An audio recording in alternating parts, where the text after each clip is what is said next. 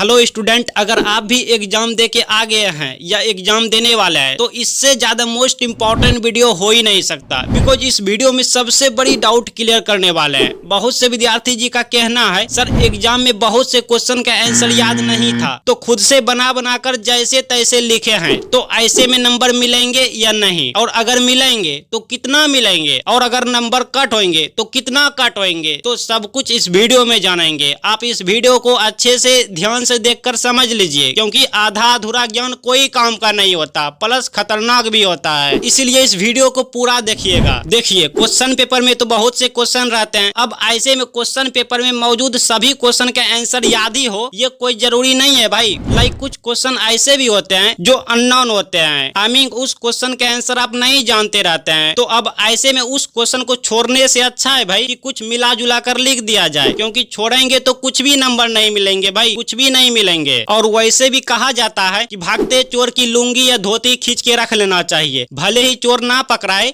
लेकिन कम से कम चोर की लुंगी या धोती खींच के रख लेना चाहिए। तो इसी तरह आपको भी भागते क्वेश्चन के आंसर, आई मीन छूटते क्वेश्चन की कुछ न कुछ आंसर दे कर आना चाहिए, क्योंकि छूटते हुए क्वेश्चन को बिल्कुल भी कुछ नहीं लिखने पर कुछ भी नंबर नहीं मिलेंगे। लेकिन अगर अपने मन से आप लिख देते हैं तो फुल मार्क्स ना सही भैया, पर कुछ न कुछ नंबर मिल जाएंगे। लेकिन हाँ, फिर भी विद्यार्थी के मन में एग्जाम को लेकर सवाल रहते हैं कि एग्जाम में अपने मन से लिखे हैं, नंबर मिलेगा कि नहीं मिलेगा, कितना नंबर कट होगा, आई मीन टेंशन बना रहता है। तो चलिए इस वीडियो में सारे डाउट क्लियर करते हैं। नंबर 1, देखिए क्वेश्चन पेपर में जितना क्वेश्चन का आंसर देने कहा गया था तो उसमें से आप बहुत से क्वेश्चन का आंसर दे दिए हैं। ठीक है, मान लीजिए जैसे क्वेश्चन में 10 क्वेश्चन है, सपोज डेट मान लीजिए 10 क्वेश्चन है, तो 10 क्वेश्चन में से आप 6, 7, 8 क्वेश्चन का आंसर दे कर आए हैं। कुछ ही क्वेश्चन आपका खाली रह गया है, आई मीन कुछ ही क्वेश्चन का आंसर आप अपने मन से मिला जुला कर जैसे तैसे लिखे हैं। मतलब फिर से समझिए, बहुत से क्वेश्चन का आंसर आप जानते थे एग्जाम में, ठीक है, 1, 2 या 3 क्वेश्चन का आंसर आप अपने मन से लिखे हैं, जैसे तैसे लिखे हैं। तो ऐसे में ये 1, 2 या 3 प्रश्न का भी नंबर पूरे के पूरे मिलने का आपको चांस है, क्योंकि आपने बहुत से प्रश्न का उत्तर दिए हैं और कुछ ही प्रश्न अपने मन से जैसे तैसे लिखे हैं। तो इसका भी आपको नंबर मिलेंगे, क्योंकि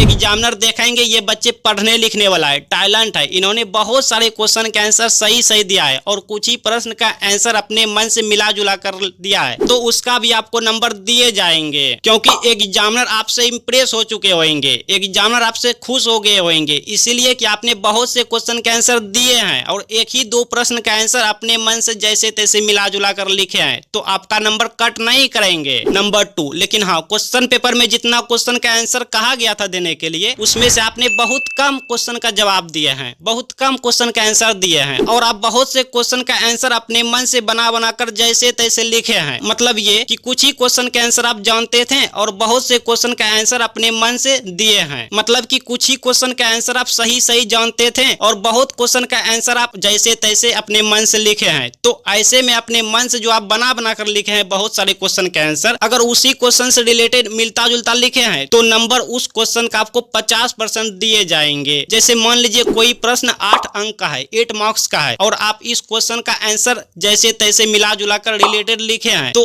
4 नंबर तो बनता है भाई, 4 नंबर मिल जाएंगे, 50% आपको मार्क्स मिल जाएंगे अगर आप रिलेटेड इसी क्वेश्चन से मिलता जुलता लिखे हैं। तो अगर कोई क्वेश्चन 2 मार्क्स का है तो आपको 1 नंबर मिल जाएंगे अगर इस क्वेश्चन से रिलेटेड आप आंसर लिखे हैं तो। लेकिन हाँ, अगर आप कुछ भी नहीं जानते थे फिर भी गलती सलती किसी दूसरे प्रश्न का जो मन में आया वो आप लिख दिए हैं, तो ऐसे में अगर कोई क्वेश्चन 5 मार्क्स का है और आप इसका जैसे तैसे गलती सलती आंसर दिए हैं, तो भी इस क्वेश्चन के आंसर आपको 1 या 2 नंबर तो मिल ही जाएंगे, मतलब कुछ ना कुछ मिल जाएंगे। क्यों मिलेंगे पता है? क्योंकि एग्जामिनर खुद कहता है कि बच्चे के कॉपी में कुछ ना कुछ रिलेटेड आंसर लिखी होनी चाहिए। सादा पेज खाली पेज पे हम नंबर नहीं देते हैं। तो अगर आप सादा पेज खाली पेज नहीं छोड़ के आते हैं, कुछ से कुछ लिख देते हैं, अगर आप रिलेटेड लिखते हैं तो आपको 50% मार्क्स दिए जाएंगे। मतलब अगर कोई क्वेश्चन 6 मार्क्स का है तो आपको 3 मार्क्स से दिया जाएगा। लेकिन अगर आप वही 6 मार्क्स के क्वेश्चन में रिलेटेड आंसर ना लिखने के बजाय कुछ से कुछ गलती सलती जो मन में आया या दूसरे प्रश्न के आंसर लिख दिया है, तो ऐसे में भी आपको 6 में से